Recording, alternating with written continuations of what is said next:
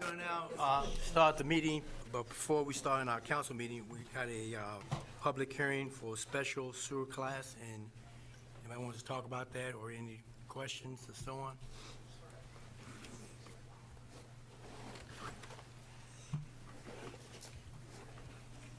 All right, then if no one has no questions or concerns, we'll close that portion, and we'll call city council meeting for April 24, 2023, call to order. If everyone would please stand. Let's have a moment of silence.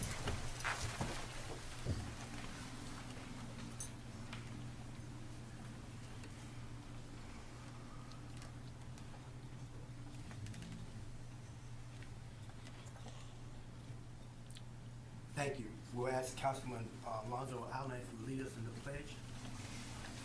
Pledge allegiance to the flag of the United States of America and to the republic for which it stands, one nation, under God, indivisible, with liberty and justice for all. Thank you. You may be seated.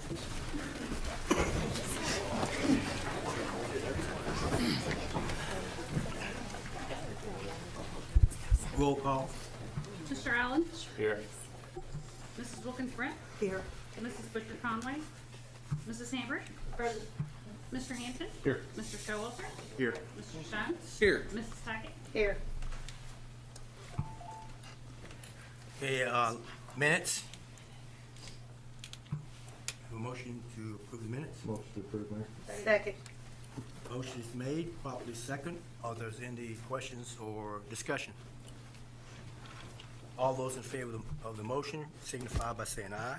Aye. Those opposed, say likewise. The receipts of the check registry, if you have received those, council people, if you please raise your hand.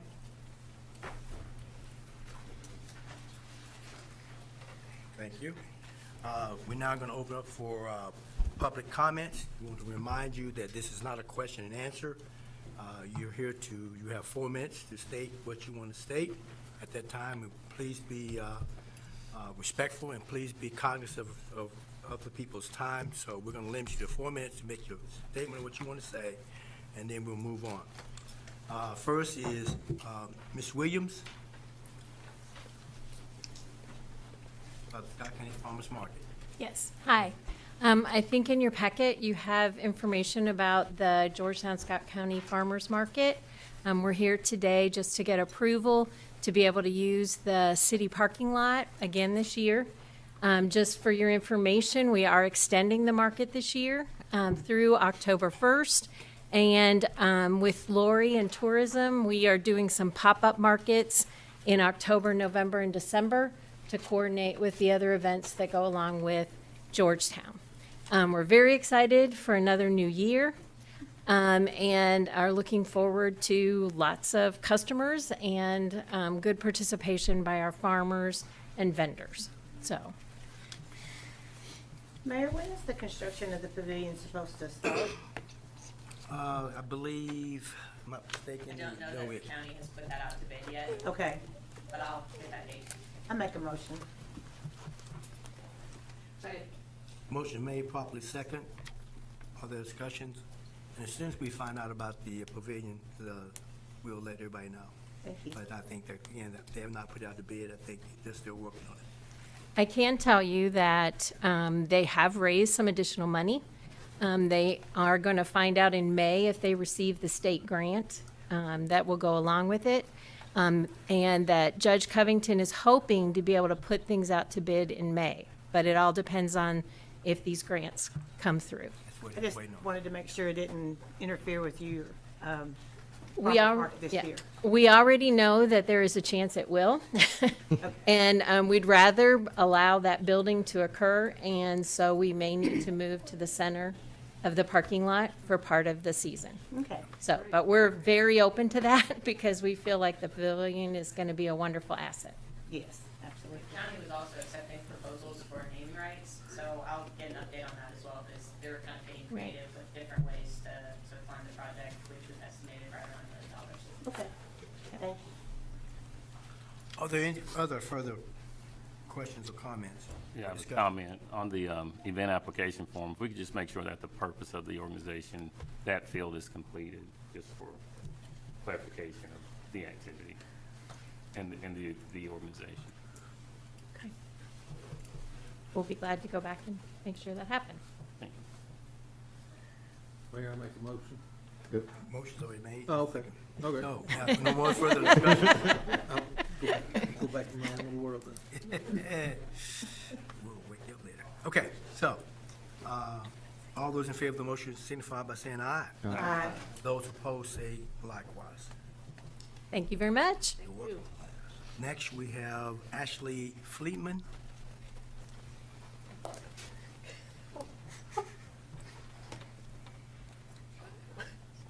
I think they just thought they had to sign in to. Oh, okay. meetings. Okay. They said to sign in, so I signed You in. want to say something? You want to say something? Anything you want to say? Hey, here's your last chance. Going, okay, out the door. All right. Then we'll move on to the next one. How about, Can I make a motion on it? Or Todd, you may want to. Marsha Smither? Downtown Car Show. Yes, good evening. First, I want to thank you all for allowing us to do the car show this past weekend. We had over 156 cars, plus some that we didn't get counted. But what we would like to do is thank everybody for allowing us to do that, but we would like to see if there would be a possibility if we could extend it to Mulberry instead of Hamilton. We completely ran out of space, and people on our website have just been, hey, can you get more space? Where can we do it downtown? Now, we'll tell you, this is the first one of the year for any of the downtown committees. And it seemed to be a huge success this last time, so we would just like to see if it would be possible to maybe extend it 2 more blocks to be able to pull those other cars in. We had out here in this aisleway, a guy said, hey, I've got 15, and I was like, I have 9 spots. But what am I going to do with the rest of them? I said, back parking lot. But they were from, I know, Frankfurt, Frankfurt, Shelbyville, Harrodsburg. We had some from Cynthiana, so we had them from all the areas. So I haven't heard anything from the merchants yet, so I think they did pretty well, though. But we would like to propose possibly moving up to Mulberry instead of Hamilton, if that's possible. Go Yes. ahead. What time does this usually start This next one starts at 5. and the road gets closed? We did it this time at 2, which ended up being a big debacle. Thank goodness for the police department and Public Works, because they got it all pulled together in like 30 minutes. Because apparently there was a miscommunication with the police department getting it blocked. But we had cars that were already sitting waiting at 2 o'clock when we got to town. So And you do think the merchants are in support of, everyone that we talked to, I know the ice cream shop on the end, they were lined up down around the corner. I haven't talked to any of the others down through there. So I'm not real sure what they thought, but, These are on Saturday too, right? yes, Yeah. Saturday afternoons. Tracy, does she have to have any additional information to you? You might want to know that I had a complaint or two, Okay. just that the street was closed so early at 2. 'Cause Right. A lot of businesses don't close until 4. And that, one of the business had some pickup orders and they couldn't get to the establishment to get there Right. because the street was blocked. So just the 2 o'clock is kind of early. I would recommend, knowing that your next event is May 20th, right? Yeah. I would recommend that between now and the next council meeting, we work on setting up a meeting with Lori, Tracy, you all, and kind of collaborate and talk about addressing some of those downtown merchant issues. And then Okay. addressing the space issues you all have, and then maybe come back to the council on May 8th. Okay. Once the parties are able to talk. Would that be agreeable? to you Yes. all? That's good. Okay. Just make sure everybody's operating. So who do I need to contact? Tracy. I will be in touch. Okay. Thank you. Thank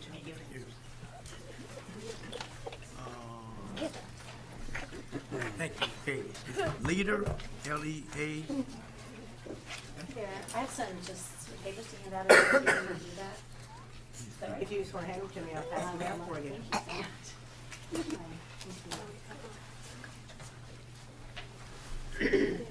Hello, my name is Ann Leader, and I live at 507 South Broadway. Some of you I know from years ago when I would come to the City Council periodically to mention the stormwater issues around my house, which is at the very bottom of Broadway. And honestly, I haven't been here the last several years, so a lot of new faces. And I'll just be honest with you, because I didn't see that there was a path to a resolution. After talking to 3 mayors and 4 city engineers and council members in the past, it just seemed like a project that wasn't going to get done in my lifetime. I also am going to mention this not for sympathy, but just so you know, if I'm not very articulate or if I don't come back anytime soon. 14 years ago today, I was diagnosed with metastatic cancer, and I'm still here, and thanks to Marquis, and a big shout out to them, because I'm in pretty decent health, but my energy level each day kind of wanes. So I'm just telling you that, not for sympathy, because I'm so happy to be here. But just so you know, if I'm a little tired or spacey or my writing is not so great, that's kind of why. But, yeah, thank you, dear. Thank you. Anyway, what I just wanted to say is I am aware, and have been all along, that this is a massive project. It gets more massive by the year as growth occurs. I just want to let you know, I've mentioned in this letter, at that point in South Broadway, right across from Garth, in a narrow little sweet limestone lined culvert, 4 feet wide, 5 feet deep maybe when it's not filled in with silt, carries all the water for 3 big drains, all the water on that side of town. And it is a massive amount, and every single time it rains even an inch in an hour, our backyard becomes a huge lake. I will happily send you pictures, and it is really damaging the property. And it is an historic house built by Mary Garth Hawkins of Garth Elementary School, the first woman to have a license to practice building in the state of Kentucky. It's a beautiful house, and we have tried to protect it and the culvert as best we can, because they are little treasures. And I only mention that too because as development occurs in small towns, or this isn't such a small town, medium-sized to large towns across Kentucky, there's always the issue of historic preservation. And I guess that I'm just mentioning that. I am at this point in my life kind of done with worrying about it. I just can't anymore, so I'm in a sense passing it on to you all for your consideration. But as much as you can do, I know only by rumor that you are facing things that just boggle my mind, and I so admire you all for taking it on. Those you have been here for longer, who have a history of all of this, but also the other issues in the city that are just challenging you all and challenging your budget, and you have my heartfelt support for that. But if there's things that you can do, I have to just say, there's an enormous drain by Georgetown Middle. And contrary to what is logical, the drains get narrower and narrower and narrower right by our little culvert. And I got into the culvert the other day, and I actually got into the drain where it goes under Rucker, because there wasn't much water in there. And in this tiny little drain about like this, there's another huge drain coming down Rucker that takes stormwater there. There is no place for the water to go. Things get narrower and narrower and narrower. And I just want to say that that is a tremendous problem. I don't know how soon you can fix it. It might not be for me to see, but I just wanted to let you know that I am concerned and to ask for your support in this for the whole city, because that street belongs to you all, that building belongs to you all, and the well-being of this town is definitely needs that attention. So thank you all very much. Thank you. Oh, and I want to thank Eddie Hightower and Robert Boone, because you all have both been, you've been there. I even called Public Works the other day, said, "Oh, you're the lady in Broad." Yeah, they said it's gonna flood today, and it's like they're out there. I've never had that response in the 17 years I've been here, so I'm glad to hear that it's on your minds. You all take care. Thank you. Thank you. Mayor, I know we've got a budget coming up. The new budget starts in just a couple months. Where are we at? I know we've got some stormwater issues at different places throughout the city right now. Where are we? I will let Broadway. Eddie talk about that when his time comes up. Eddie will talk about that at that time. Tonight? Yeah, tonight, Okay. yes.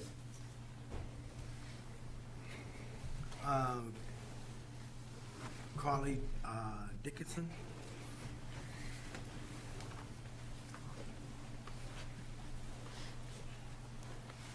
Hello, I'm Carly Dickinson. I am a citizen of Georgetown here in partnership with Kentuckians for the Commonwealth. And I'm going to let Rebecca introduce herself. I'm Rebecca Groves. I'm an NAACP member here in Georgetown, Kentucky. So we're here just to tell you all about an expungement clinic that we are planning. We are planning this clinic for May 23rd, which is a Tuesday, and it's going to happen, it's going to be from 10 a.m. to 2 p.m. We're passing out an informational sheet. We have an official flyer that's in the process of being made, but that's just sort of got all the information so that you can mark that and have that information. So it's going to be from 10 to 2 on May 23rd at the Health Department at WEGCO. So an expungement clinic, if you're not familiar with that, really just helps expedite the process for formerly incarcerated individuals who have completed their sentence and all their requirements to have a felony expunged from their record or multiple misdemeanors. Those can often be barriers to housing and certainly for employment and other services. And so this is a way for them to come in and meet with folks on site to get a free background check. We have someone coming from Department of Corrections, Division of Reentry, as well as the Public Defender's Office to go over their background check with them and help them decide which felonies or misdemeanors might be best expunged from their record. So we're also going to have multiple community partners that have been invited so that we can have booths there to give out resources. So it's just something we wanted to let you all know about so that maybe you can be aware and start passing out that information around town. So I don't know if you guys have any questions or. Carly, I have a question. Sure. Do you know if there are any organizations that have donated money? Because I know that there's a payment that has to be made per offense. Right. In order to have the expungement. Yeah, so that's a huge barrier.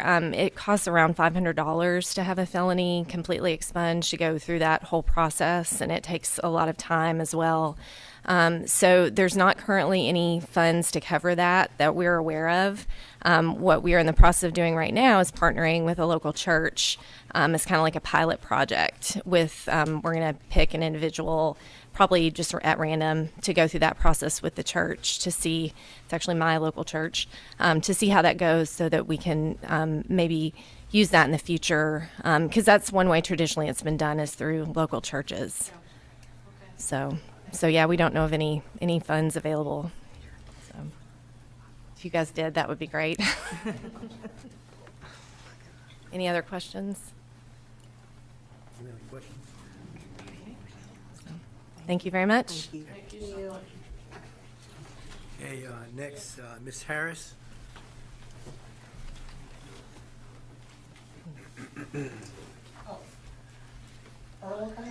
Yes, ma'am.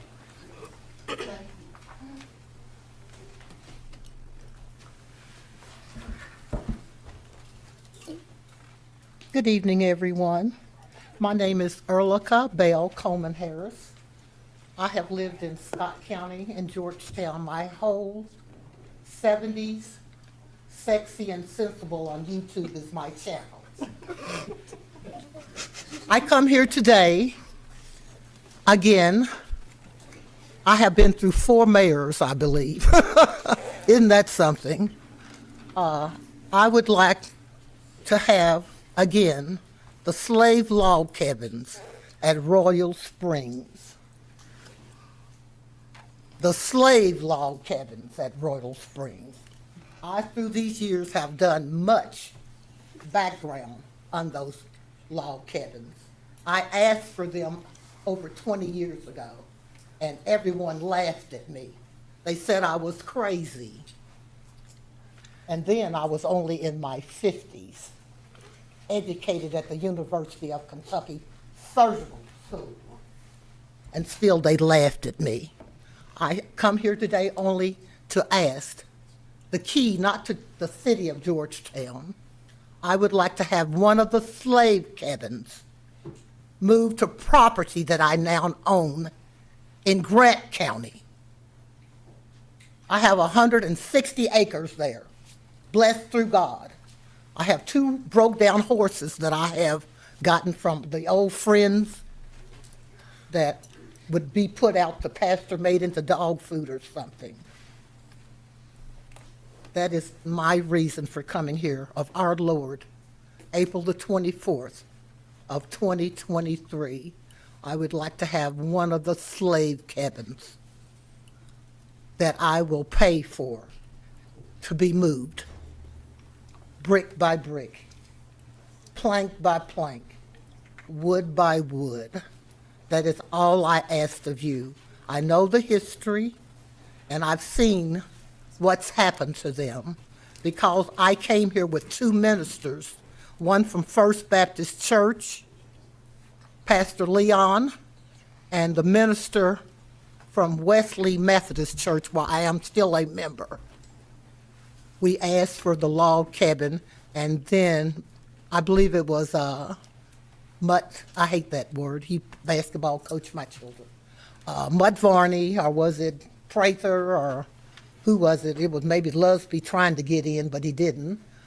Good. Used to be a man by the name of Mr. Hicks that I knew very well. He was related to my family by marriage. And they had him sit down there on a stump.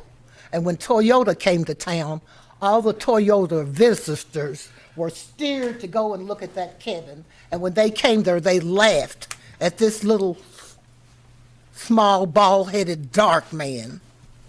They should have put a stick of watermelon, a slice of watermelon in his mouth, because it was degrading to him, but he needed money. They took him away, they took the tourism part away, and they barred it all up. They boarded it all up, and it's been boarded up now for probably 15, 20 years. That is why I come here. Thank you for listening to me, each and every one of you. I am a citizen of the United States of America. I do many posts, I do many lectures. I was raped and robbed viciously on February the 7th of our Lord this year in Lawrenceburg, Indiana, in room 414. I came here to talk to Chief Allgood, to Sheriff Hampton.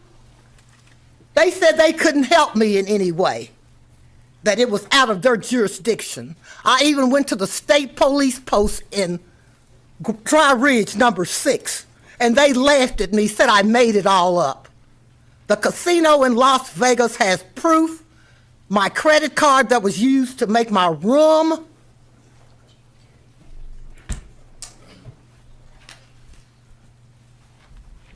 This is the second time in my life, being a political activist, that I have been raped and robbed brutally, and not one lawyer, not one officer of the law.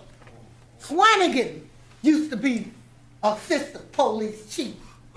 They've never done nothing but laughed at me and harassed me.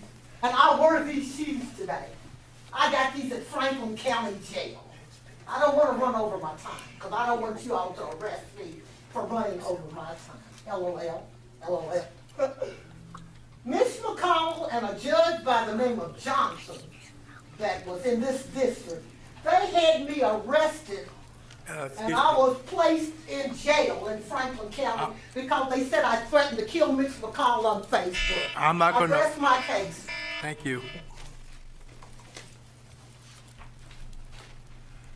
And Okay. you too, Var. You too, Thank you. Have a great day. Bernie Mac. Thank you. Chief Allgood. For Dwayne Ellis.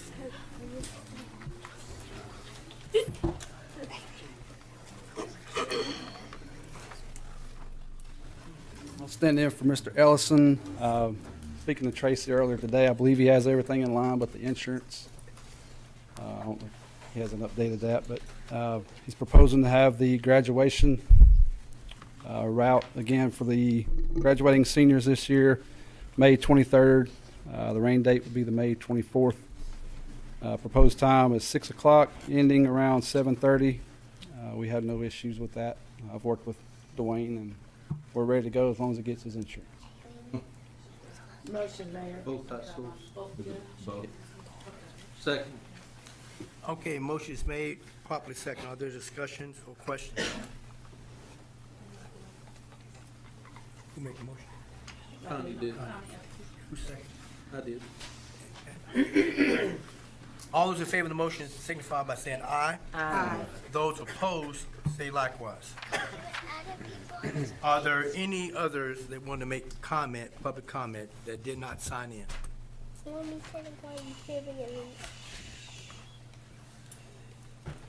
Thank you. Couple things about for the mayor's comments, just to remind you of a couple things. This Saturday, we have the Kite Festival that's going on. It starts at, I think, 12 and goes to 5. This is in conjunction with our sister city that we do annually. So if you want to go fly a kite, that's a good place to show up. All right? So that's this Saturday, the 29th. Also, to give you an update with the City Hall, we are in the process of moving out. So we kicked a few people out already. So we're still working on it, and they have, if I'm not mistaken, have made headway over in some of the places we're going to be. Just to give you a rundown where we are, I see, of course, City Clerks is down by the creek, and she loves it. She still won't come back, but that may change. Also, the human resources and payroll and also finance will be over at the water. Is that correct? Yeah, a GMWSS in a separate lane there. And then the, Eddie, you all are over at Clinton Street. And of course, we're holding down the fort. That would be the mayor and stand with the sinking ship. So the mayor can stay there along with the city attorney and also my administrative assistant will all be there. And I think we're planning on probably being out by mid-May. But progress is being made. They're getting some of the firewalls and all of the necessary IT stuff in so that we can conduct business from that point on. Now, that being said, I'll let our city council talk about that later on, but this is the last night we'll have the meeting in here. We'll actually have made, if I can go ahead and talk about that. We have set up with the fiscal court, so we'll be using their building on our meetings, and she'll have a resolution if they can talk about that at that particular time. Other than that, at this time, we have the Georgetown Police Department. We got promotions tonight. We have Sergeant Elliott Hutton and Sergeant Brandon Walden. So I'll turn it over to you, Chief. Mayor and council and guests, anytime we're able to promote officers, it's an exciting time, and tonight's not any different. I've watched both of these officers come to the department, work very hard, wear a lot of different hats, watch their leadership, the informal leader, and take on a lot of different tasks. These are guys that we could go to, been detectives, field training officers, et cetera, so I'm pleased to be able to officially say these guys will be promoted to sergeant. I'm excited to see their leadership and where they take their squad. So I'd like to ask Sergeant Hutton and Sergeant Wallen to come forward and be pinned. Sergeant Hutton's mother's here to pin him, and Sergeant Wallen's wife.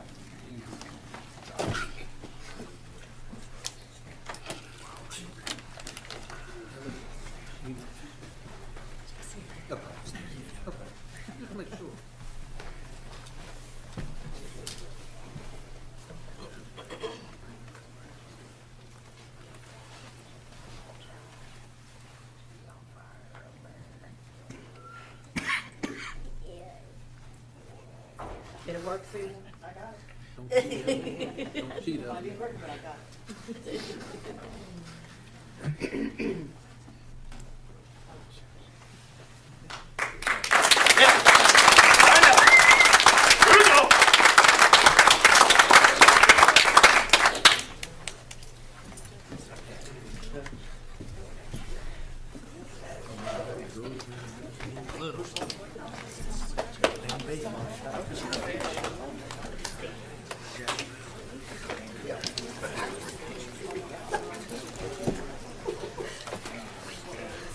All right. At this time, we will have committee reports. We have Public Works. I'm sorry, I'm staying by. Okay. Public Works. Oh, please. It was pretty exciting, actually, this last time. Darren Broyles came to visit us at Public Works this time, and the inmates are out gathering up collecting the garbage and cleaning up and stuff, which is really good to see. But what he has presented is that he wants to partner with the Scott County, Georgetown, Housing Authority, and several other entities to do a beautification of Georgetown. And so the mayor is going to work with Devin to set up a subcommittee to put on that, to come up with the projects to do, because they would be, we don't want to get like overwhelmed with it, but there's several things that we can do. So he's going to start on that, and we're excited about that because we've talked about beautification for a while, all the way out to the interstate. They've talked about it, so we're looking forward to that. When we went over the City Hall movement, move out and relocation, which the mayor just got through talking about, and the goal to be out by mid-May, and then we discussed the Public Works budget and a wish list and all that good stuff. It always happens. We'll see how that comes out at the end. And then just want to remind everyone that the free wood chips and compost giveaway will be May 6th from 8 to 12 on Barkley Lane near the community garden. And that's it for Public Works. Anybody want to add anything? Could I ask Robert? a question? Yes, ma'am. Maybe to Robert. A couple of constituents contacted me this week about mattresses and things that have been there for even a couple of months. One of them's a bus driver, and so she notices when, and I know that that's not your purview now, but I just wonder if the person, maybe they've been evicted, I don't know what's happened, but do you all try to pick those up if Republic hasn't been contacted? Well, one of the things we've been doing, of course, Devin knows about this. First of all, we call code enforcement, Okay, see what they can do. The way it's been working, usually about once or twice a month, code enforcement will call me and say, we need to do a cleanup. okay. And we'll send the trucks out and get a couple loads and take them to the transfer station. I know Devin can speak more on this, but there are some things we need to change about code enforcement to get them right away. Okay. I have no problem doing, getting that, but that's the way it's been working now. They will call us, and after a couple weeks, he'll say, hey, let's do a cleanup. I think the last one we did was Good Friday, so we'll probably do another one a week or two. And so I should tell them to call code enforcement? Yes. Okay. Yeah. Well, they can call us too, and we'll contact code enforcement, but Okay, best is to call code enforcement. all right, So, thank you. and if it's something that's in the street or in the road, I've seen them in the middle of cherry blossom, we'll go get those right away. Okay, thank you. And that issue that Robert referred to, we have the situations where the customer has called, wrapped the item, it's properly set out for collection by Republic, and we're trying to make sure that we're holding their feet to the fire on that. But then there are issues that are just improper setouts, and those are code enforcement violations. And of course, most people drive by and say, they're not picking up the trash, but really it's a violation of our code. And what Robert referenced is, as of now, say there's 5 mattresses on the side of the road, our process would be to give them the notice of violation. They get 5 days to fix it. They don't fix it, we give them a citation. They get 7 days to fix it. So by then, We get forever. and the purpose of that is due process, but the question becomes, if they've already declared it as trash, why can't you deprive them of their property and then offer the hearing later if they object? Because they're already declaring it as garbage, so they're already saying this has no value to me. So that's and I've tried to look into some other ordinances and see if there's a model out there for that. But as of now, the only time we can immediately evade something is if it's an imminent danger, which is a pretty high standard. So Yeah, we're looking at. one thing Devin said that I didn't mention is if there is something out there, a mattress that it is in plastic, has been done the right way, please let me or Sarah or Devin know, because we're trying to hold Republic feet to the fire on that, because that is that's what we're paying for. So, and we went over that with them last time they were here, because I had found 2 instances that happened, and they did go back and get them. I will give them credit for that, but they had to sit there a couple extra days. And we want to make sure we continue, because I have a monthly call in with them, and if we have those issues, make sure I know about that, so when I have my monthly call with them, I'm going to keep, letting them know that, hey, this is what you're supposed to be doing. If we're doing the right thing, we want you to do the right thing also, by doing what you should be doing. Mayor Jenkins, I have to say that when I was driving around the other day, it was garbage day, I think it was Thursday. There were trash cans with boxes in them, all just filled all the way up to the top. The top was open. I was like, what is up with that? And then I sent you a text where my bag was in my garbage can, and they flipped it, and my bag ended up on the ground. It didn't go in, and they didn't stop to pick it up, and it was in a bag. But it is kind of difficult sometimes. Did you find out when they are going to come down, like once a month or whatever? Is that something that's going to happen, and find out about the Georgetown number?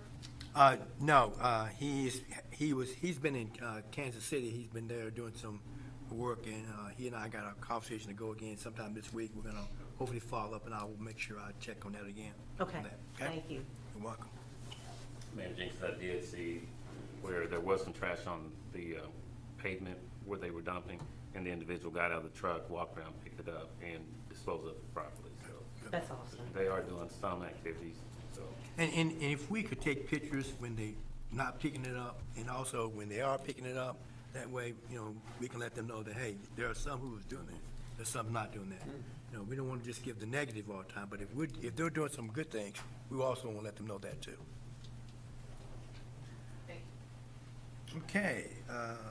Okay, finance. Okay, well, the budget process is ongoing. We met on April 17th. There was a special finance committee meeting. At that time, I think Stacy was out ill. So basically, I think we just looked back and looked at our takeaways from the budget workshop. We did discuss salary adjustments coming up, and that's probably about it, unless you have anything else, Alonzo.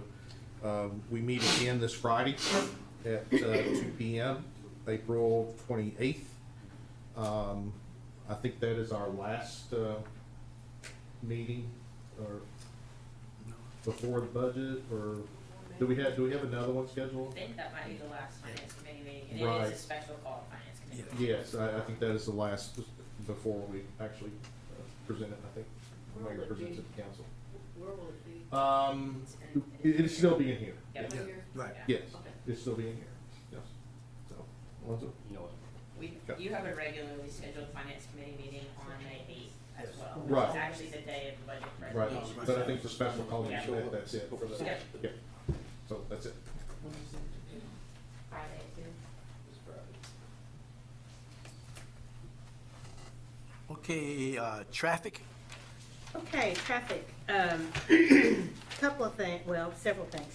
First off, I want to say that we are going to do a study of speeding, traffic signs, and different things like that, and we're going to gear it around the Indian Hills, Indian Acres area.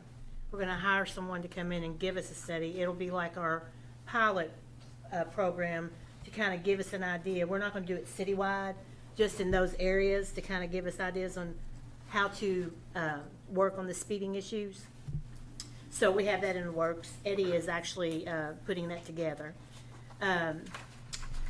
Also, Officer Lodell was there, Captain Lodell, but I think this is gonna be a really cool thing. So, the school buses where people are running the stop arms, right? So they're working on putting a police officer on the bus. And because you can call in somebody running the stop sign on the bus, but if you don't see them, you really can't do anything about it. So they're gonna have units in the area that nobody's gonna know what bus they're gonna be on or anything like that. And they can call them in. It's a pilot program. They're gonna try to do that. They're working that out with the school. Captain Lodell's on that. So we thought that was a pretty good idea. You gotta be able to catch them doing it. the person, the officer on the bus can take down the car, the plate and all of that, call it in to whoever's there, pull them over. So we're gonna try that. And then the other thing, we've done our bid dates out for CMAC on Cardinal Drive. That's gonna get started here in this, right when school's out. It's gonna be pretty tore up for a little bit, but it's gonna get done this year. We've had to bid that out like 3 times. We're also looking at some different signs for like over there on Cardinal Drive and Cumberland, where that fence has been put up. Natalia has given us some ideas on some signs for like a warning sign, caution, when you're coming up from Long Lick to that area, because there's a site issue coming out of Cumberland to pull out. So we're looking at some different signs for that. And I think that's pretty much it. We have some other stuff as far as, you know, Robert's been updating our signs all the way through the city of Georgetown to where they faded and stuff like that. Him and Public Works have been taking care of that. And I think that's pretty much it. It's kind of a running thing. But, did I miss anything, Eddie? Cooper Alley. Yes, thank you. Because I just called you about that before. So we discussed Cooper Alley, and Eddie and I actually went over there and physically measured it. And it's not wide enough for 2 vehicles to get through. So we want to recommend to the council to make it one-way coming off Broadway, but leaving everything up to the county to do it all with their engineers because they're gonna pay for it. And just let it fall into when they're doing the Justice Building and extending that road and, you know, doing the Cooper Alley the way that they've done that, so that we can just move forward and let the county take care of it. Because I'm sure Eddie will be a part of that as well. So we want one way in off of Broadway. Is there some, Devin, can we make a motion on that, or does it need to be on the agenda?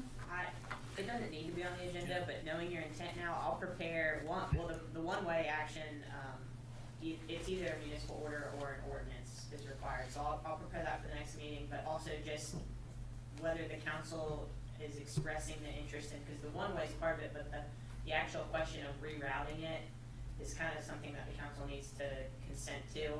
Like you said, the county's gonna bear the expense of the attorney's fees, engineering fees, and actual construction, but the council's gotta express support of that, so I'll have that for the next meeting. Well, we're recommending it, but also keep in mind that until the Justice Building, till it really gets started and stuff like that, we don't have to make any changes right now to the one-way or anything like that. We're just recommending that it be that way once all of that gets built up. There'll be proper signage and all of that when it's ready to be done. So you don't wanna do a one-way right now? No, I don't think so. Do you, Eddie? I would wait for a little bit, but we do recommend that we do that. But for the next council meeting, you just want something expressing support for the county rerouting the road as part of the project. Would you like for me to get something from the county, Eddie, and I to work on that to show how the road's gonna be? Yeah, like I've a little map? got all the graphs and everything. And I Okay, think- well, let's do that so that they can at least know what we're talking about. And then, you know, as we move forward to do that. I can send those maps out via email too, so council has time to think about it and look at it. It might not be a bad idea to go ahead and do the one-way in and put up proper signage just to get people used to it. The project's gonna take a while, so. Yeah, we got some time. What would, the merchants, how would they feel about a one-way? Maybe we just touch base with some of the merchants and let them know that what we're thinking, because I'd rather get their input on the front end instead of propose it and go down that road and have to deal with some feedback later on.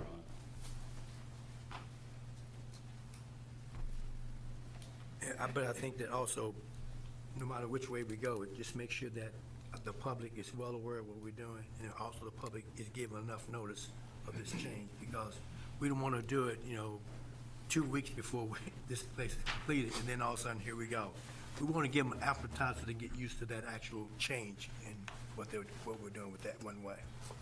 So, you know, I don't think a lot of people come out of there onto Broadway. I think it mostly is used one way for the bank and that kind of thing. But now, as you get past the buildings, it's gonna be two-way coming off of Royal Springs. Yeah. Hey, Tony, when will the traffic survey start in Indian Acres? When? Eddie is working on that. We're gonna put it out like, for proposals, for competitive proposals. Okay. I'm working on that, so I'm hoping to do it in the next 30, 60 days, we'll have it out and start working on it. How was Indian Acres chosen? I mean, is that? Well, it was, we received a massive number of complaints on it. Seminole, Pocahontas. And, a lot Hey, of. Eddie, can you go up to the microphone so Oh, the broadcaster can hear? Sorry. That's my fault. It was just chosen because we've had a large volume of people calling up in that area, and there's a lot of new subdivisions that have connected in the back. Okay. And so additional cars are coming through there now from the new subdivisions as they came online and connected to the old roads. Just in case somebody asked how did Yeah. they get chosen, I just want to make And, sure. yeah, it was just, we're gonna try to do it as a pilot and come up with ideas on traffic calming measures and some different ideas of things that we might be able to do to make it a little safer, a little better over there. Thank you. You're welcome. Not always just signs. Right. Could be wrong on this, but well, over the past year and a half, maybe even closer to 2 years, Connie mentioned a piece of property out on Cardinal Drive in Cumberland that has the fence. Yes, and that's being addressed. Okay, through the this code was enforcement seeing what the, office. Yep. okay, so we're working on, Yes, and a large amount of that issue, there were a couple issues with that property, a couple code violations, and code enforcement's been really actively working with that property owner, but that is being addressed. Actually, that part of that fence in the corner has been removed because it didn't belong there, but the rest of where she's got her fence, actually, she can do that. But it's still a side issue when you're coming out of Cumberland, looking, to pull out. So that's why we were looking at some different signs for people coming from Long Lick to let them know that there's an entrance. that is being Yes. dealt with. Yeah, it's kind of been an ongoing conversation. She's made some changes, and we've had to kind of address that they didn't fully address the code violations. So she's been really good communicating with Eddie and code enforcement, but it's still a work in progress. Eddie, the cost of the traffic study, Mhm. how will that be paid for? it'll probably come out of city engineer budget for general engineering services. We're just trying to come up with some, get a fresh set of eyes on it, to look at the area and make some recommendations to the city of things we might be able to implement to encourage people to slow down. Thanks, Lonzo. That was anybody Nope. else's question? But everything will be brought before, city council to look at and approve.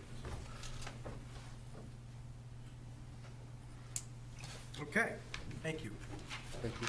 Okay, next, I think that's all of the reports. Next is the Lane Run Business Park.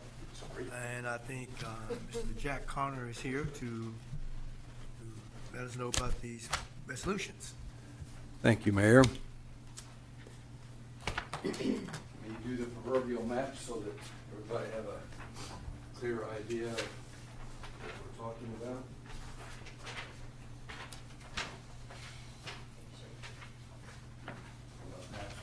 Thank you. And you did a good job.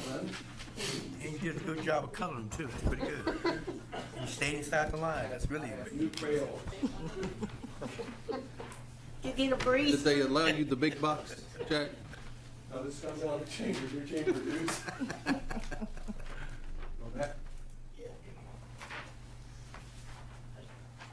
So, tonight I'm Jack Connor, representing, not the Georgetown Scott County Chamber, but Scott County United, your economic development entity organization since 1986. So, shall I just move on, one by the Yeah, other? and just roll through all three of them That's and good.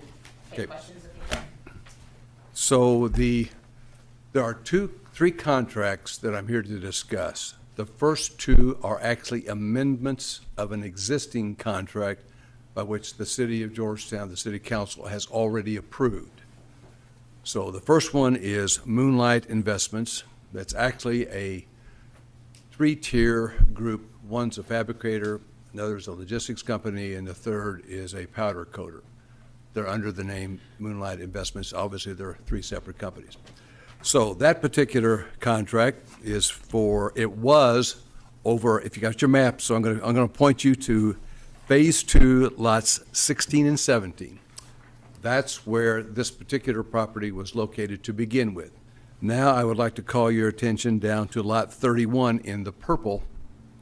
That is where this particular project is now going. So the contract is strictly to amend from Phase 1 to Phase 2. So the price went from $25,000 an acre to $35,000 an acre. So this is going to be a net gain for the city. There's a map attached, but I prefer to use my larger maps. The contingencies, et cetera, you'll note there are, in this particular case, as all of these, no incentives, so there's no Kentucky Business Investment Act incentive at all. One is located, both of them are located here. One will be a good expansion for that particular company. The second one is MPCC LLC. It's an Indiana company, but under the name of Eckert Supply, Eckert LLC. They were at 1819. They are now going to lot number 30 on corporate. That's also in the purple. Again, from $25,000 to $35,000 an acre. Eckert, they are an electrical distribution supply house. They don't do retail, they do wholesale. But what I like about the project that you have already approved, they also are doing assembly for Kentucky utility boxes. So that's really, really good. They're not located in our community, so this will be a location to Georgetown, Scott County, and Laneswood Business Park. Any questions? And since we're doing the contracts, we are also in the process working with their engineer, developer, et cetera, for their preliminary development plans. In fact, I talked with the gentleman today. We hope to have their development plans probably to P&Z within the next 30 days. Site drawings, site elevations, colors, et cetera, all that stuff that go with that. So the closer you get to that, obviously, the closer we're going to get to construction. The last one is not on your map. Well, it's kind of on your map. It's up at the top. It's called Cyron Holdings. Cyron is a holding company. Paul McWhorter is the gentleman who owns the company. You've heard perhaps of Go Systems. Go Systems is a logistical company that really were running box trucks, not large semis, not LTLs or anything like that nature. Anyway, he bought Go Systems, so they have built a 75,000 square foot facility at the corner of Barkley and the old Delaplane. I want to say Delaplane. It's old Delaplane. They're already in operation. So Go Systems there, Toyota's there, Auto Guide Systems, AGV project, and some other ones. So this basically warehouse storage as well as this business. Now, in this particular case, I really would like to refer to the map that you have. You should have a map that Devin placed in your packet. Does it look kind of like this one? Yes. Okay. There was a contract initially that you approved back in, I think it was I'm not too sure when it was, just to be very frank with you. 16. That sounds, yes, ma'am. For about a little over an acre. That was due south of the building. This is the south end of Cyron. So we sold them a 1 acre plus tract for $15,000. All of this property here, every bit of it, including the one we're talking about now, is in the floodplain. The key word for this property, that one and the one I'm asking you to sell to them for another $15,000, that 1.18 acres is again in the floodplain. It's undevelopable. Hard word to say 14 times, but it is totally undevelopable. So what we've basically done, if you really look closely, now, really need another map. Now, you look at the boundary, all this boundary on the far east side of this property. is where Lanes Run itself is. You'll see that blue line stream on the map, kind of. So that property will be utilized for additional parking. So that suggests to me something that I always like to hear, and that is they will be expanding that building. You can see up here, they've actually graded and prepared that for a pad, so they'll move south another 15,000 square feet. This parking is perfect, aligns very much with that. Everything is undevelopable on that side of Endeavor, quite frankly, way down by the creek. You look at my larger map. So this is a prime example where we can help a client, we can help somebody grow and expand. We sell them that lot, that money, or that property for $15,000, and we don't have to maintain it. The city of Georgetown still owns it. We sell it to them. So the benchmark is the first piece. This is the second. So to clarify, it's undevelopable, but he is gonna use it for parking? Is Yes, that ma'am, what which you said? can do, yes, ma'am. And In a that's- floodplain, Okay, and that's allowed Yes, to be ma'am. in a floodplain? absolutely. Parks and recreations, parks can be in floodplain, yes, ma'am. Jack, how far will they have to be away from the creek that runs through there, or that water that runs? Well, he won't want to be near there, yes, that's, there's actually a number of maps, as you well know. The floodplain, the 100-year flood, and all that kind of stuff. So he will make sure that he's far enough away from that. He knows where that stream is, because that's where they had to do Cyron itself, plus the other one. If you look at, again, the building, on the east side of the building, all of that, if you've gone by, it's a huge, everything he's done is concrete. All of his parking area is concrete. So he's got massive walls retaining walls. So he knows exactly where that flow is. And he'll have to, by the way, he'll also have to go through preliminary development plan approval for that also. So we'll be on top of that, the Business Park Authority, that is. Go ahead, no. Any idea the total number of jobs? Cyron Holding right now, yes, they have 25, there are about 70 jobs of everybody that's in that building. And, I guess I can say this, I have a client from Japan. It's a very, very small project. It's like 1 or 2 employees. And the company makes tips for welding machines. It's unbelievable. So we're going to leave some space for them too. So that's just kind of like you just kind of add and add and add. And That's just for Cyron though, right? yeah, Gold System is just 25. What about the first two, Moonlight and MPCC? Oh, I'm sorry. Any idea? The fabricator is 8. He'll go to about 10 to 12. The logistics company is 2 people, and the powder coating is another 2 people. These are not large. These are not large. But in my opinion, as an economic developer, what do you want? You want one, Alonzo will help me with this. What would you like? One manufacturer with 100 jobs or 10 with 10? I'll take 10 with 10 every time. Yeah. Specifically, you can diversify. Thank you. Yes, ma'am. Anytime, the public often says, oh, look, we have all these water problems and, we have these businesses. Can you clarify for us whether or not we have the wastewater capacity and why for Lanes Run business? Yes, ma'am. I wish Chase was here. He is. He is here. Oh, yes, sir. Well, there is. Come on up here. We tag team this. So, yes, let me give it from a client perspective, and he'll answer for that. So, Blue Run Spirits, prime example. By the way, you look at the map, see the purple where Blue Run Spirits is. So there's about 13 acres that we're selling them. We have a contract. We also have a first right of refusal for the additional acreage, so that they'd get the whole 30 acres. So they have, what you saw in the newspaper was a conceptual drawing only. That's all it was. It was a concept. You dig deep into that picture, you might see some issues that people like me might want to talk about at some point in time. So what we recommend was we did the development stage. The first person that we are going to, is to GMWSS. There are requests that you have to make in terms of availability. We've already discussed what we have been given and granted in terms of capacity. It's 100,000 GPD for 100,000 gallons a day from GMWS for the park. But first thing, what we're going to do is we're going to go to Chase and say, hey, this is what we got. What do you need?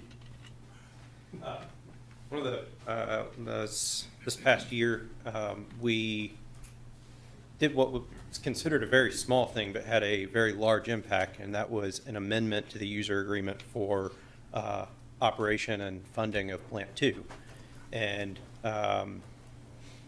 instead of that just being a two-party user agreement where the plant's capacity was allocated between Toyota and Georgetown Municipal, we carved out an extra 100,000 gallons that Jack was talking about. That is devoted solely to Blaine's Run Business Park, and that's really just additional flow from for new projects. So the flow that's already there for businesses already and property already developed, that was already accounted for at the plant.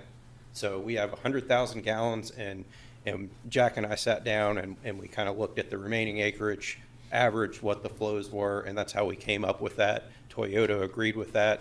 And again, it's a very minor thing, but for the business park, there is no wait list. When Jack has a client, we just track what that availability request is against that 100,000 gallon allotment, and we move forward, and everybody was in agreement. That was the way to restructure that user agreement. So Jack doesn't have any issue on the sanitary sewer side, and unfortunately for us, the water side is Kentucky American. But I don't think Jack has any issue there with American Water providing to that part of the service area. Great, thank you. And we actually go a lot deeper than that in the relationship project, so that the relationship is fantastic.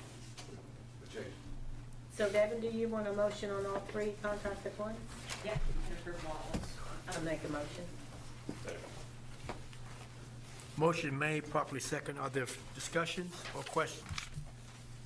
All those in favor of the motion signify by saying aye. Aye. All those opposed say likewise. Thank you, Mr. Carter. Want your map back, Jack? I'm teasing. Hey, Jack. Just kidding. Yes, sir. Can I ask you a question? I know about a month ago, there were three of us, along with the mayor and Devin, sat in on an interlocal committee meeting over next door. And we talked about the next phase, and what is possibly might be needed for the infrastructure. Yes. Do we have a precise amount or an estimate right now? we don't.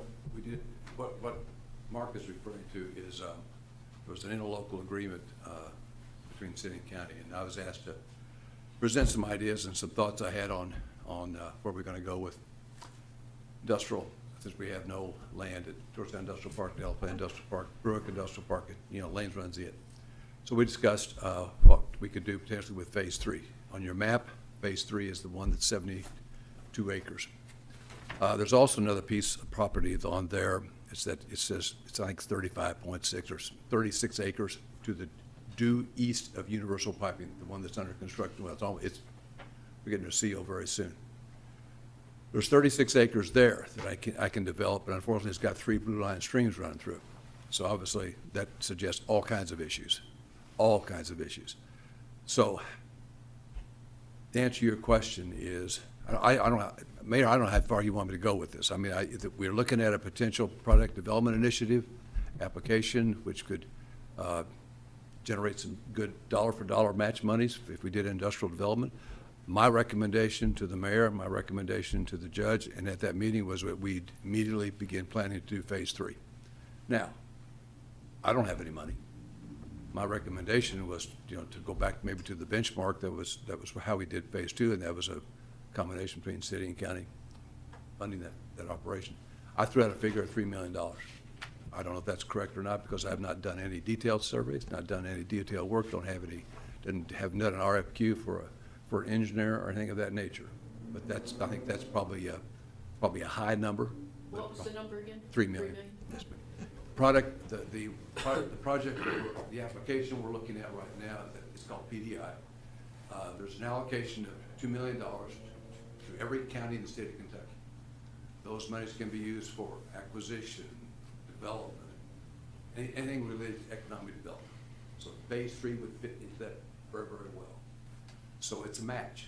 So if the city could match with the county, and we perhaps can do something with Scott County United, then I think that's how we proceed. The application is actually, the letter of intent goes in Friday, and then the application follows that as a deadline of June 28th. Is that applying for that $2 million, Jack? Yes. Okay. But we would apply for, not until my letter of intent is gonna say $4 million. That means we match $2 million.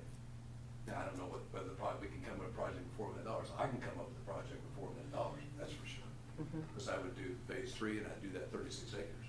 That would be that's my strategy at least. So, And that would complete the business park, wouldn't it? yes, ma'am. Sure would. Well, no, when So- we did so- phase 2, it's done really well. It has, this is all a part of the economic development strategic plan that we paid for with Ted Abernathy, and now we're obviously working very closely with our region, Alliance region, to see what we can do there in complements with Ted's regional plan.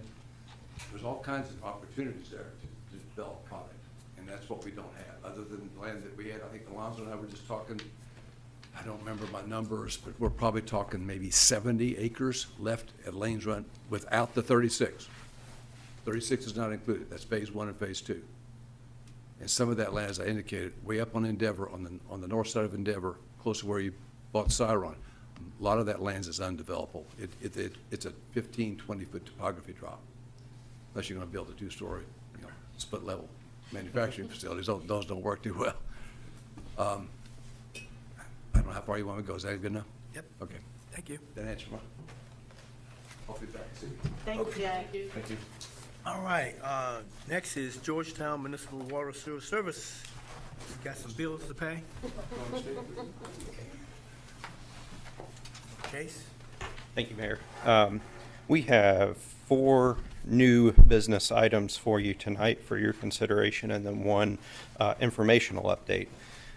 So I'll run through items A through D, kind of just one at a time, since a few of these are kind of bigger items and probably worthy of some discussion. But we'll start with a purchase order for Rawdon Myers in the amount of $15,444. This is to replace some controls on our backwash valves at the water treatment plant. This is a budgeted operational effort. It's budgeted in the current budget. We put aside $20,000 for it. We received the 2 quotes, and Rawdon Myers, obviously being a company that can do this work, and it was under budget, so we're recommending that for your approval. So moved. Second. Motion made, properly second. Are there further discussion?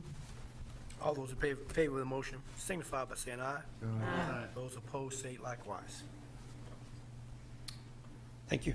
Next, we have another purchase order for process pump and seal, and this is, we're in the process of rebuilding 3 of our sludge pumps at wastewater treatment plant 2, and this is, as the purchase order says, it's a change order. The original PO that was approved by the board and council was around $18,000, and that was to pull and inspect and service the pump. Well, once they get it back to the shop, they disassemble it.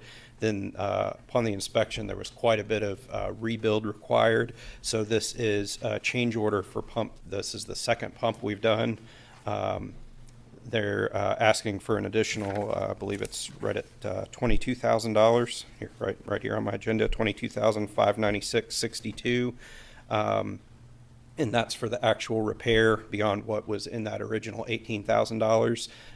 So we're looking at just over $40,000 to repair this pump. I'll mention that a new pump is around $75,000. We get very good wear and usage out of a rebuild versus buying new at a much higher price. So we're recommending this, and keep in mind this is the second one of 3 that we'll be doing. So you'll be hearing a very similar purchase order like this, where we bring you the initial one. Once they get it back to the shop, they disassemble it, they tell us what all needs to be done. Then we usually have to come back and ask for that more money, but it is budgeted. And as we were talking about a minute ago, this is approved by our board and Toyota as well. So Chase, this was approved. I'm sorry. This was approved for how much was the budget? original was $18,000, and this is the change order is $22,596.62. And that's compared against $75,000 for a new pump. make a motion to approve it. Second. Motion made, properly second. Are there questions or further discussion? All those in favor of the motion signify by saying aye. Aye. Those opposed say likewise. Next, Judy Construction. Next is pay app number 24 for Judy Construction, and it's the amount of $1,271,597.69. This is for work completed in March of this year. And as of this pay request, as I've got on the purchase order, as we're at 45% complete on budget. We paid 45% of the total contract price. Time complete, we're based on contract days, we're right at 50%. However, that number is a little deceiving because we started back in early 2020, then we had the stoppage. Now we're restarted with a new schedule. That number is a little bit deceiving. On work complete, based on work in the field that our staff and inspector are observing, we think we're calculating that at about 30%. As project goes on, work complete will catch up to the budget complete, just always reminding you that we paid a lot upfront to secure materials to avoid price escalations. Not generally how we manage a project. We wouldn't normally allow that, but over time we will see as it's trending that the work complete will catch up and those numbers will be closer. In your packet, I did include a critical path schedule that Councilmember Allen has been working with me on that he wants to see on a monthly basis, and that's really just very much a condensed critical path schedule. The other one's quite a bit larger that the contractor gives us, but the items in red are critical path items, and you can see one red diamond on there that shows the beneficial occupancy date is in March of 25. That's the date that everybody cares about. That's the date we can receive additional flow. Also, the black vertical dash line, that's where we are currently.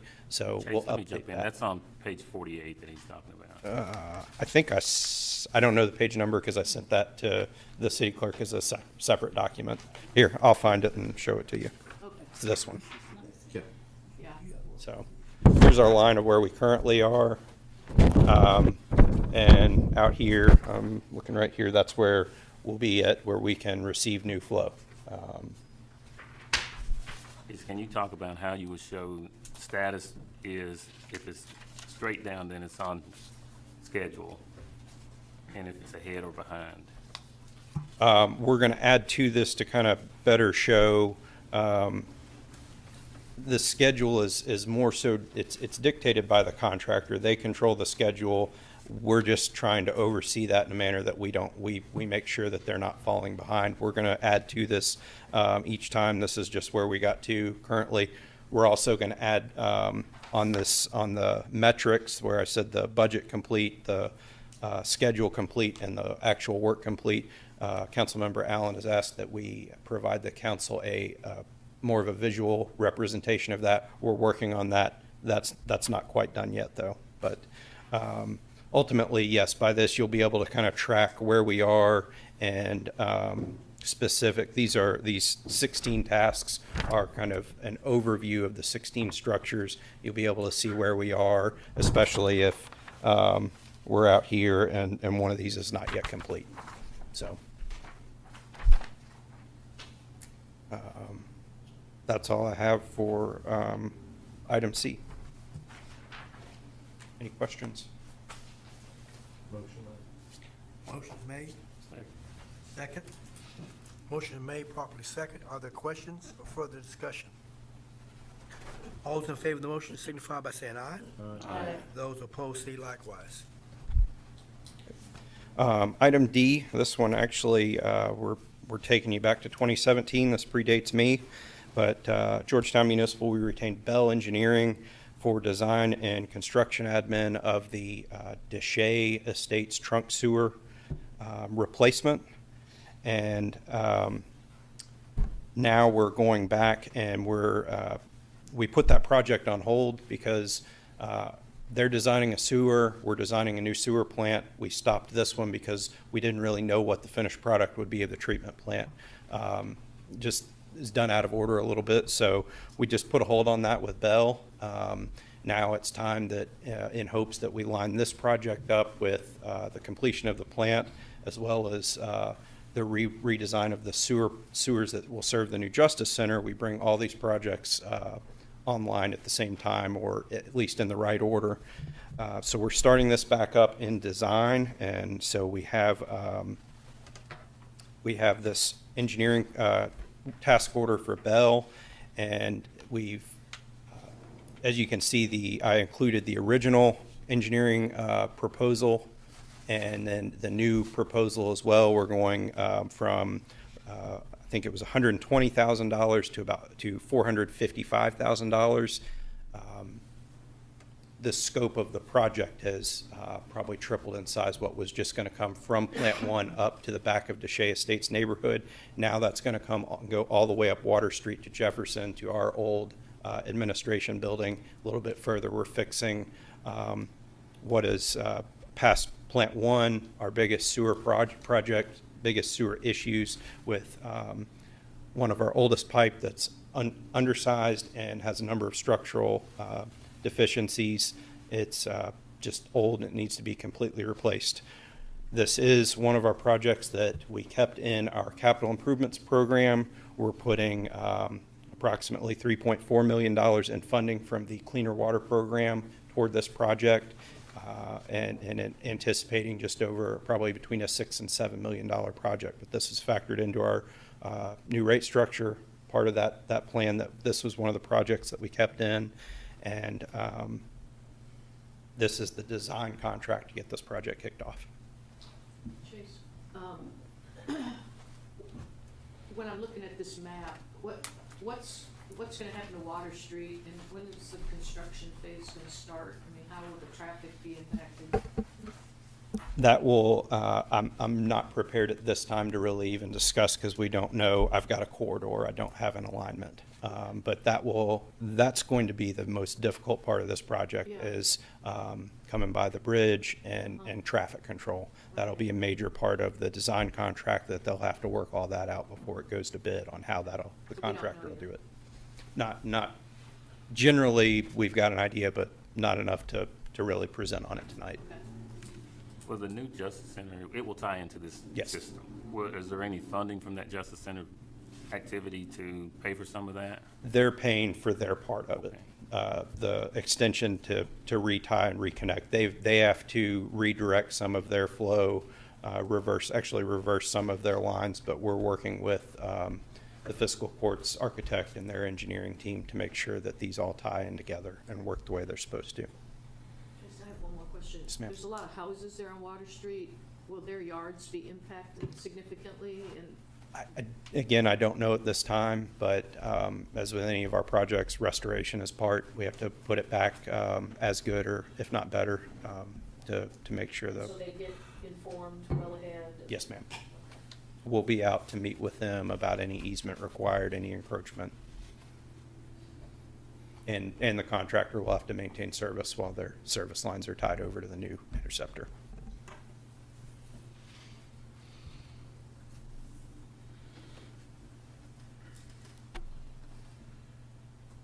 Need a motion, Mayor? Yes. Wait a minute.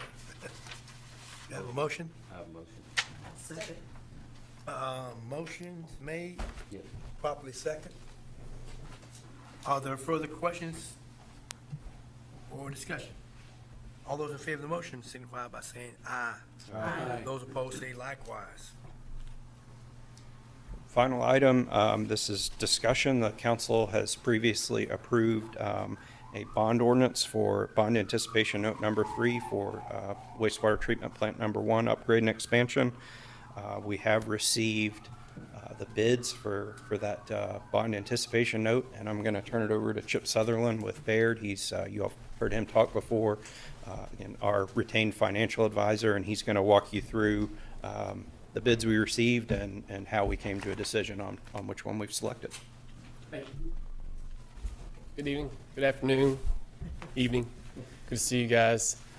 Good news report. So we as Chase said, you all as a group, as a body, authorized the water and sewer system to go out and solicit and award bids. We solicited, got 4 responsive bids. They were good bids. The most responsive bid was Republic Bank, and that's what we actually closed on the transaction on the 19th, so just last week. So that 4.75% rate with Republic is below what we were budgeting, so all the rate conversations that you all have, that fits within that, which is very important. Also, it has the draw feature, which was something that we wanted to see in response. And then most importantly for you all, it is, excuse me, it's prepayable at any time and no penalty. And the reason why that's a big deal is because hopefully, you know, in a year or two, we're in a position where we can take this short-term note, construction note if you want to call it that, and then convert it to permanent financing. And so having a loan that is prepayable at no penalty is a big deal.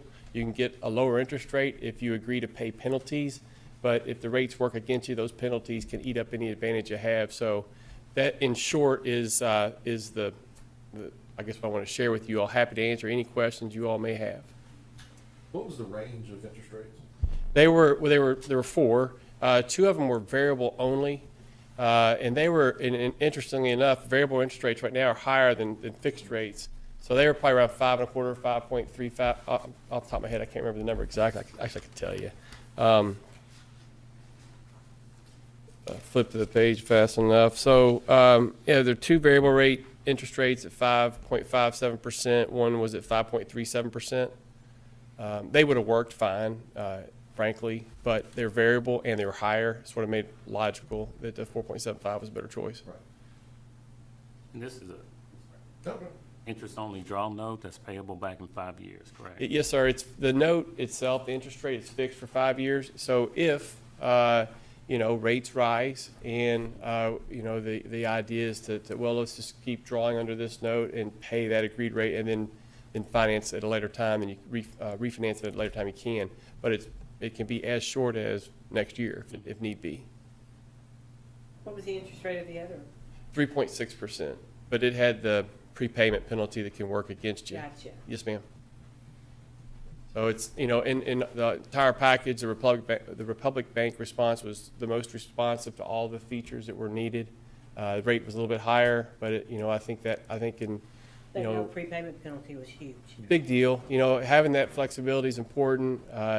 Not having to explain why you need to pay maybe a $2 million penalty if you need to prepay. It's a tough conversation with the public at a later date, and this eliminates that.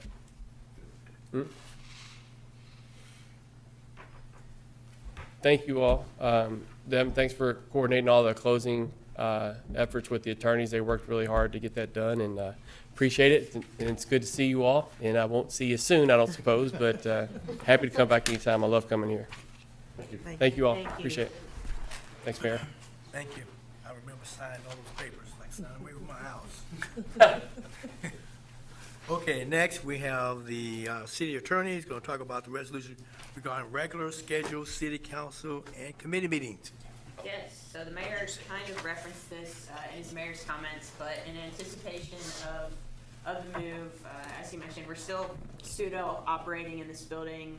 Some have moved out completely. We're still coordinating that, but we have lined up with Judge Covington. He's graciously offered for us to use their fiscal courtroom, which is set up fairly new technology, I believe, set up for live streaming. While I do think that we have the expertise and ability to do the streaming, I want to respect the fact that he's got a system with their equipment, so they do pay a company to operate their equipment. It's significantly less than to have that company mobilize and operate the equipment. So I'm working on getting that quote for a per meeting fee for them to live stream the meetings. But I think the council will agree that it's reasonable in the interest of transparency and continuing to offer those public meetings via YouTube. So that is in the works. So the May 8th meeting, assuming this resolution passes, will be in the fiscal courtroom, and then all committee meetings, shout out to Anna Calvert over at the police department. She has got us booked for all committee meetings through October 2024, just in case. So those regularly scheduled police, fire, public works, finance, and traffic committee will all be held in the community room there at Georgetown Police Department, which has enough space for the public to engage. That's great. So, Kevin, long time ago, the arts next to the creek was cleared out. Are we gonna have any of our offices there too? Is that where you said the That's where mayor's the office mayor and your and- office? Yep. Okay, I'm in jail. okay. And who else is besides the two of you? The mayor's Sarah? assistant and, assuming we were able to move forward with the CAO, city attorney model, I think it would be those two employees, the mayor and the mayor's assistant. Get your mouth trapped up. Yeah, we, Seriously, Public I was Works up has there been cleaning it hustling, out. yeah, We'll just get some snakes. We're good. it's a fun building, it's a Yeah, really cool it is. building. It's cool. Mayor, I'll make a motion. Second. Motion's made, properly second. Are there any further discussion? All those in favor of the motion, please signify by saying aye. Aye. Those opposed, say likewise. All right. Next, we have the city engineer.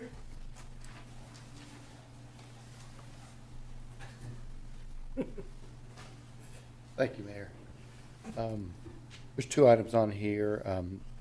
Item A is the municipal order approving dedication of streets in Pleasant Valley subdivision. This is standard street dedication that we receive on all new developments from planning and zoning. They do the final inspection, final punch list, check it, make a recommendation to the city to accept them as city streets because they're done. And so I ask for y'all's acceptance of item A. And then the second item is a resolution regarding city streets.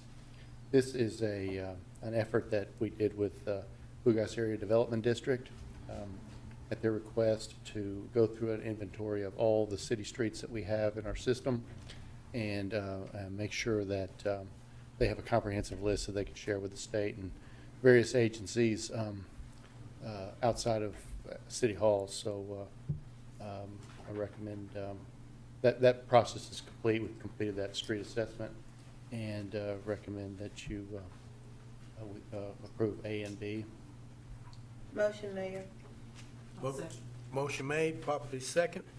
Are there further discussion or question? I have a question. You know that street, that little subdivision that's off of Highland to the left, is that street, city street? Do you know what street I'm talking about? Gatewood, no. Yeah, Gatewood. Gatewood. What about No. that street? No, that's a private street. Okay, so, is that on Appendix B or not? No. I don't have I the think list. the distinction is, so it's a fun exercise that Eddie, Yeah. belabors sometimes, bless his heart. The public-private distinction is the one, so you have public streets, Okay. you have non-dedicated streets, and you have private streets. So there are all kinds of different labels. I don't think this list includes any truly private streets, whether on Exhibit A or B. And we don't need to list those, I guess? We don't maintain them, do we? No. we No, don't. but Exhibit B does include a few lists, just to clarify that we don't maintain, but no, for their inventory, they're relating to city streets, whether maintained or not. So I can follow up, we can follow up with Bluegrass Ad, but, if you've ever been on, planning and zoning's, street inventory, it's interesting, you can essentially control F and see a street, and you can see, oh, this is a county road, oh, this is a state right of way, this is it's a non-dedicated, so the subdivision will ultimately be taken over by the city, but they haven't punched the last items on the checklist yet to pass it over to us, so.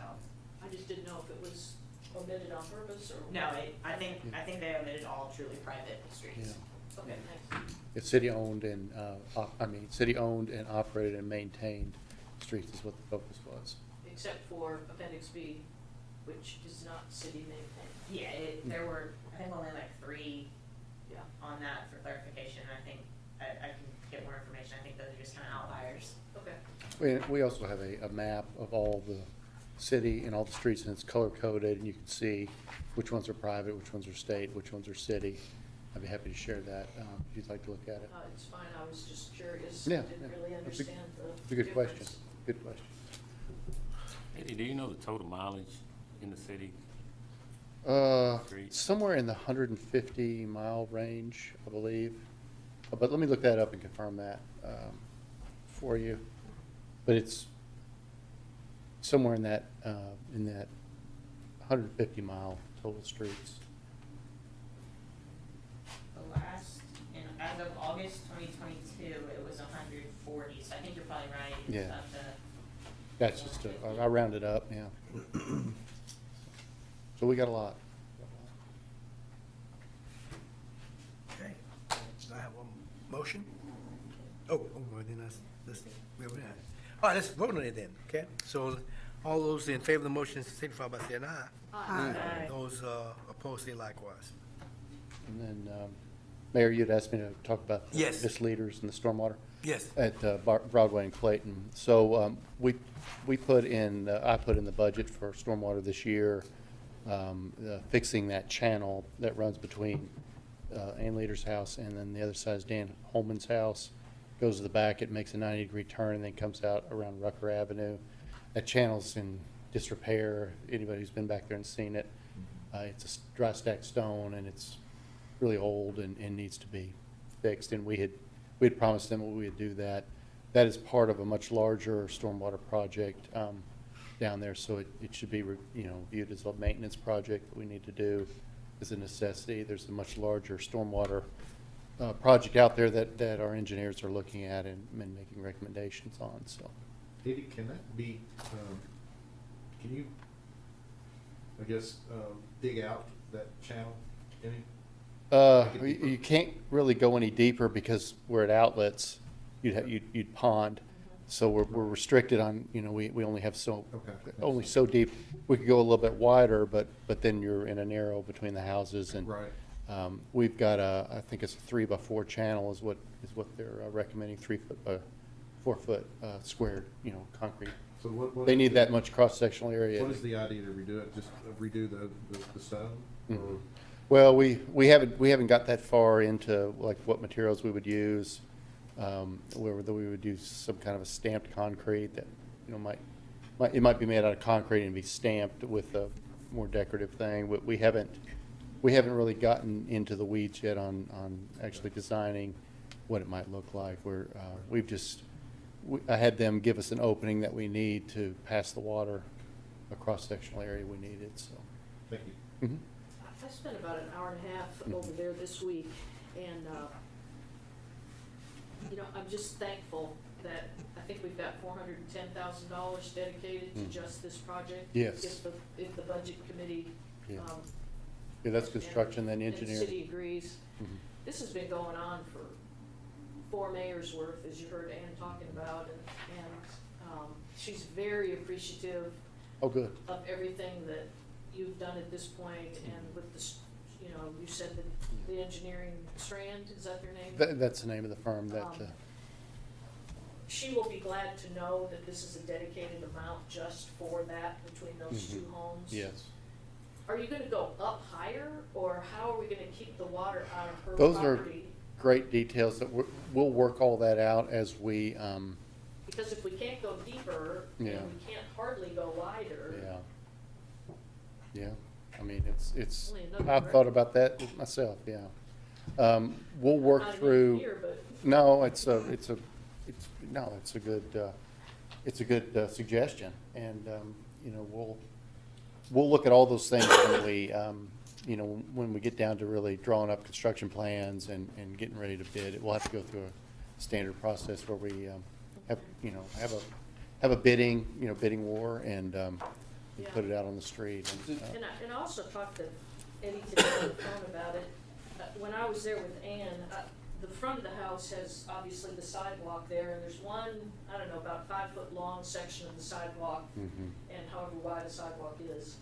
And it's just totally crumbled Yeah. because of all of the water flooding it through the years. And I just hope, and you assured me that when we do the project, that section will not cost her the money to have to do that sidewalk in front of that house. Yeah, we'll replace that section in there, because we'll have to connect to the pipes that run under the road. Right. And build a box around that, and then, fix the sidewalks, that get damaged while we're putting it in, and then start from there and do the channel back and turn and head towards Rucker, and then tie into the old system. That's what we'll do. Fantastic, she'll be very pleased.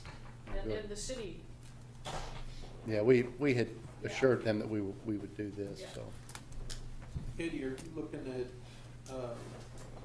increasing the size of the concrete lines to haul The ones on, across the road? yeah. No, but it's probably not a bad idea to look at that too. Well, you know, you've honestly. got, We're, that's a restriction there. That's a pinch point. yeah. And, but I'll have to go through the state on that. It's a state, obviously a state road, and Right, right. really, they probably own those pipes, truly, and I would have to coordinate with them to see if they would be. Because I know that little Be nice to get that in now. drain between the houses, it carries I know. some, but not enough. I know. So, I didn't know if we'd go down Ruckert and down Ely Alley and then dump into Royal Springs or. That's one of the suggestions that they make in the, and we'll do a full presentation of everything to the council. We're still waiting to get our final, we got some information we're waiting for, from Strand, Okay. that we haven't received yet. Thank you, sir. A couple of questions for you. Mhm. I unfortunately missed our workshop meeting that we had. I would have rather been here than where I was. Yeah. And I heard Mrs. Hammer just mention, we're talking, this project, what you're talking about, Mhm. is an estimated cost of about $400,000, or that's what you want to budget? Well, Can you that was the clarify that? estimate we received, to replace that channel through Okay. there, was for, and then there's another, it's total of about 500,000 because of engineering costs and some other development costs. And I put that in the engineering portion, and the construction cost estimate was the 400 and something, that's just construction only.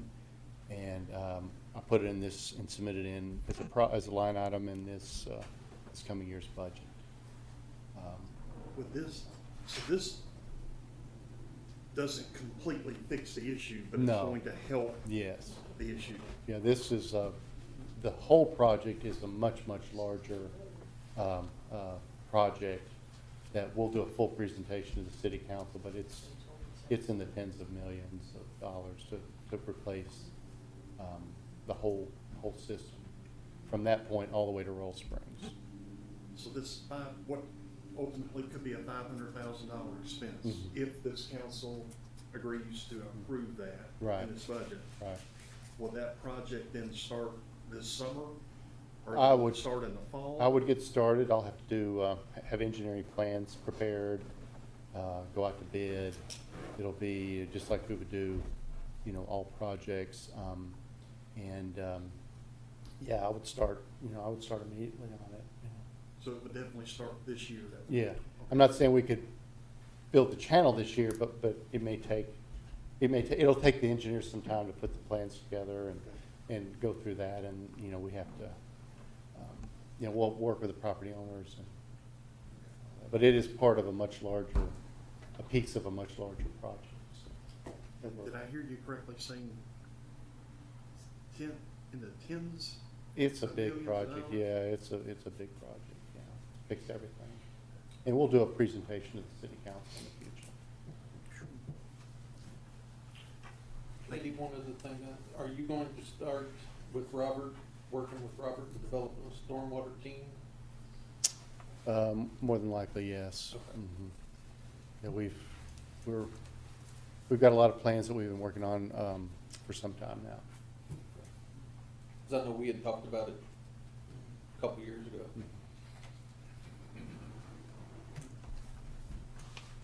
All right. Thank you. Thank you. Next, we have the fire department, and they're gonna do a resolution approving Kentucky Office of Homeland Security grant application. You want me to take this? So Assistant Chief Johnson has been working, he works on a lot of their grant applications, and so he is in the process of putting together the narrative and application for Homeland Security grant. There's no match required, but oftentimes it will bolster your application. Chief, you might have to speak to this, but essentially, our fire department has previously been engaged with the Northern Kentucky Hazmat, some acronym, and I'll let you talk about that relationship, but based on some changes, we won't have access to the hazmat truck. And so his intended application is to purchase a used truck and pay to upfit it and repurpose it to be a hazmat vehicle. Obviously, a creative way to do it, but he's at this point estimating the cost just north of $200,000 to the resolution. Includes a 10% match up to $25,000 should the grant be awarded, and obviously the council would have to approve that in the next budget, but I'll let you speak about that. Yeah, currently we are part of the Northern Kentucky Hazmat Team. It's based out of Hebron, and we are actually in the process of joining forces with BERT. It's Bluegrass Emergency Response Team. It's more central Kentucky located, Lexington, Harrison County, Woodford County. It's more surrounding counties. With Kentucky Regional Hazmat, or Northern Kentucky Regional Hazmat, we do have an old, it's like a Pepsi truck that we use for our hazmat stuff right now. We also have a trailer. In the budget, we requested money to replace the hazmat trailer that we had. So we have the hazmat trailer and we have the hazmat truck. For large-scale incidents, we'll take both of them out, but we would utilize this vehicle for just like we went to Toyota or some of these other incidents. Captain Johnson thinks it's going to be, or Chief Johnson thinks it's going to be a pretty good chance of being able to get the grant just for the fact that it's going to be a resource that would be available throughout this area as well. So, What do you think the chances are getting the grant without that 10% match?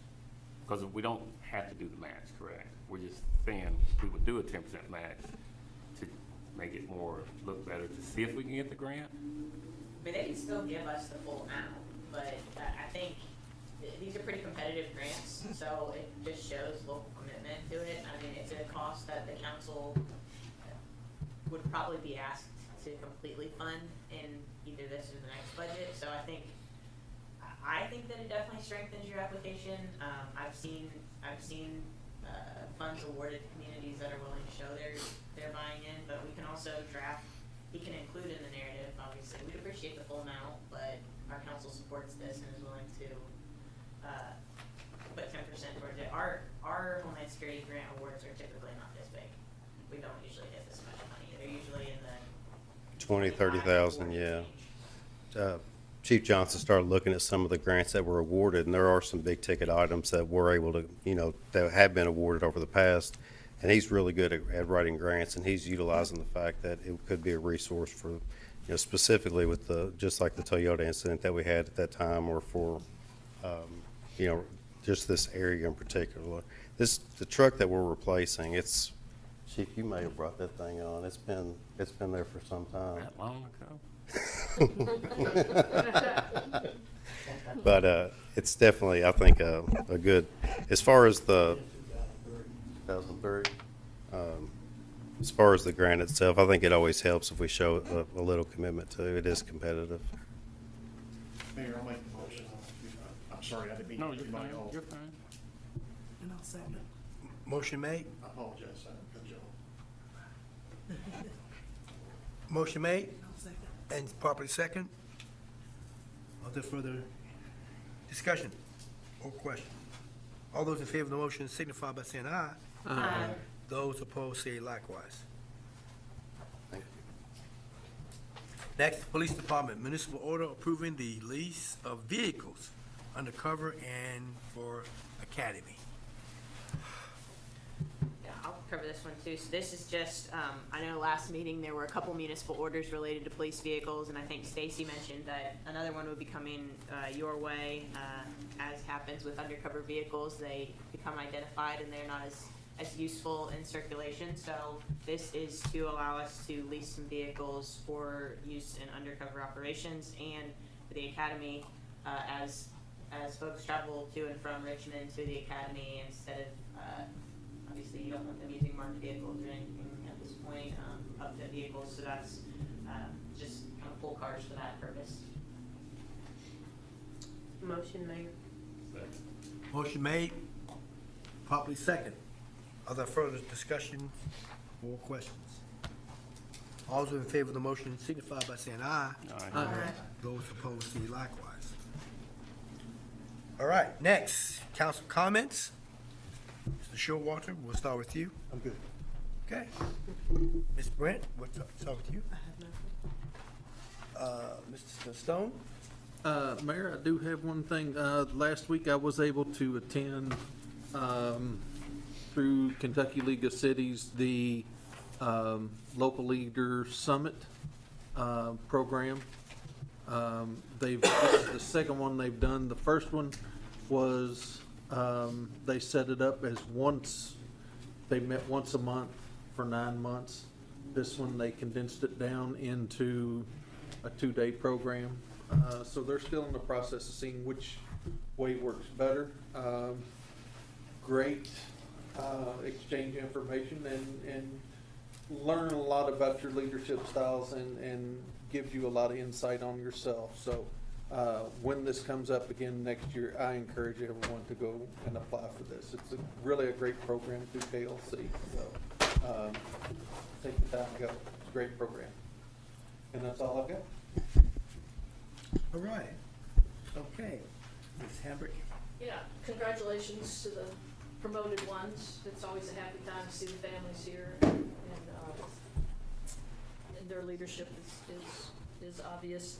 A question for you, Chief. This may seem like a strange question, but I've never seen a fire hydrant painted completely black. Does that mean it's no longer in use? Yeah, the NFPA standards does dictate how many gallons per minute it flows. If a hydrant has been painted black, it is out of service. Are you talking about the one in the Shays? Yeah. Yes, I painted that hydrant black myself when I was fire marshal. You can come paint my hydrant if you want to. And we can look at maybe it has no flow there, so. And so, will that be replaced? I mean, do we have enough? Is there enough? Yeah, you have enough. I think that one particular hydrant was one that's been there for some time. There are plenty of hydrants up there. I can get with Chase and do that. It's actually hidden underneath some trees there, so there was. Okay. But I'll talk to Chase about it. Okay, thank you. I attended, and I think Sonja attended, and the mayor attended, we're trying to get our city to be a recovery-ready community, and I believe that was last week. Yeah. Well attended, all kinds of stakeholders from the school system, from SCAD, Scott Countyans Against Drugs, from the college, from,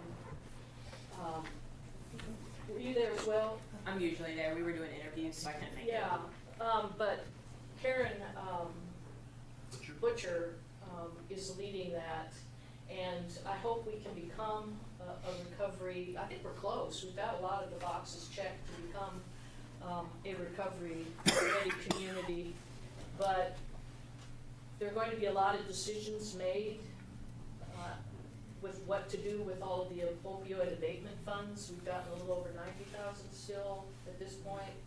So I would assume that at some point we'll need to be making decisions about that. But this coalition has got a lot of ideas, and it's open to anyone. So if you're interested in joining those meetings, feel free to come.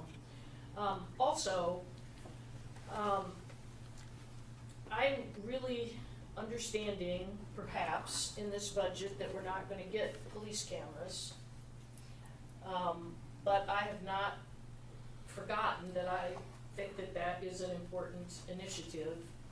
And I was looking for grants, quite frankly, through the federal government and the Inflation Reduction Act, and there are all kinds of cities our size where there may be grants available. I would be glad to partner with someone in your department, Chief, to help look for those, because I realize that this would be an ongoing expense.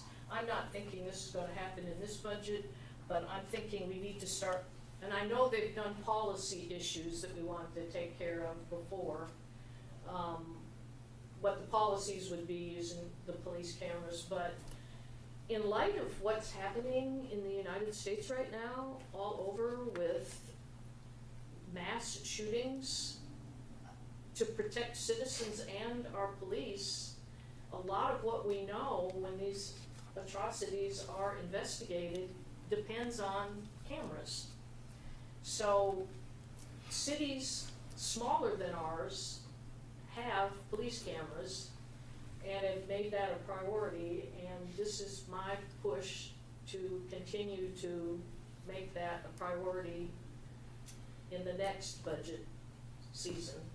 I realize I'm just one of 8, and there are a lot of voices, and money is always tight, but again, I would be glad to look into grants and partner with anybody to make this happen. Thank you. Do you want me to speak to an update on that, or do you want to speak to it, Chief? I'll take it, you can take the update. Myself or Captain Laurel right now, I don't know how soon you're looking at the grants, but Assistant Chief Nash did a lot of the pricing and had a lot of information on that. So when he returns from the academy in June, put him back on it. We do have a policy that's written, Yeah. be ready to go, so we have the steps ready, it's just funding. Yeah. Thank you. Yeah, that's pretty much in line with what I had. Assistant Chief Nash has been keeping tabs. That's that same, if you'll remember, the council authorized the purchase of tasers and ammunition and a number of things through Law Enforcement Protection Program funding. And that cycle opens again this summer. And so Assistant Chief Nash is working on getting a revised quote now that we actually purchased the tasers. The dollar amount will look a little different because originally we were going to purchase the tasers and the body cams together. They speak to each other. So now we're only purchasing the camera part. Already have the tasers. So Chief Allgood sent me the draft policy. So finalizing the policy, keeping tabs on that funding, and then just getting that revised quote are all the kind of action items right now. Okay, thank you. All right, Mr. Hampton. Nothing. Mr. Allen? There is I was working with a guy at Kentucky League of Cities about body camera grants, and there is some funding out there for that. Yeah, I was on their site as that, well. just, Yeah. let you know what he has responded to me, so I can feedback through you on some of that conversation. So. And as far as the budget, we'll just continue to meet and adjust and try to get it ready for review of council. So, thank you. Okay. Ms. Tackett? I don't have anything, thank you, sir. Well, if there's no other business for the council, this meeting is adjourned. So